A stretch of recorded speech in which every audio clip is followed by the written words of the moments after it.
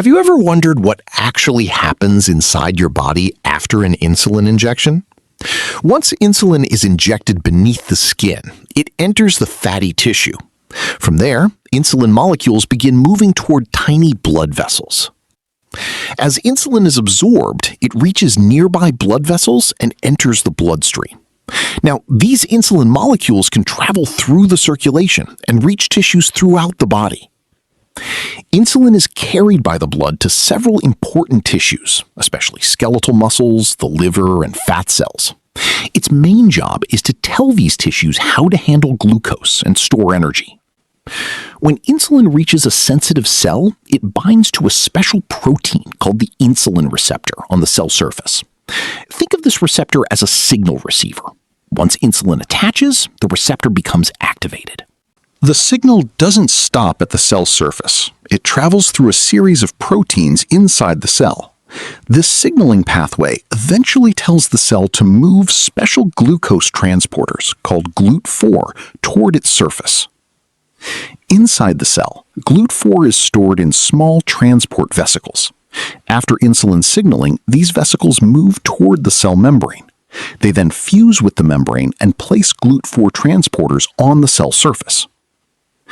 Now the cell is ready to take in more glucose.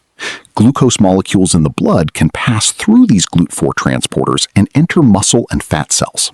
This is one of the key ways insulin helps lower blood glucose. Once inside the cell, glucose has several possible destinations. It can be broken down to produce energy, or it can be converted into glycogen and stored for later. In muscle, this stored glycogen can provide fuel during future activity. Insulin also has an important effect on the liver. It encourages liver cells to store glucose as glycogen and reduces the liver's production and release of additional glucose into the bloodstream. Insulin also influences fat and protein metabolism. It promotes the storage of energy in fat tissue and generally reduces the breakdown of stored fat. In muscle and other tissues, insulin also supports normal protein-building processes. As more glucose moves from the blood into cells and is stored or used for energy, blood glucose levels begin to fall. This is why insulin is essential for controlling blood sugar and helping the body use the energy available from food. But there is an important warning. If insulin lowers blood glucose too much, hypoglycemia can occur. A person may experience sweating, shaking, hunger, dizziness, weakness, or confusion.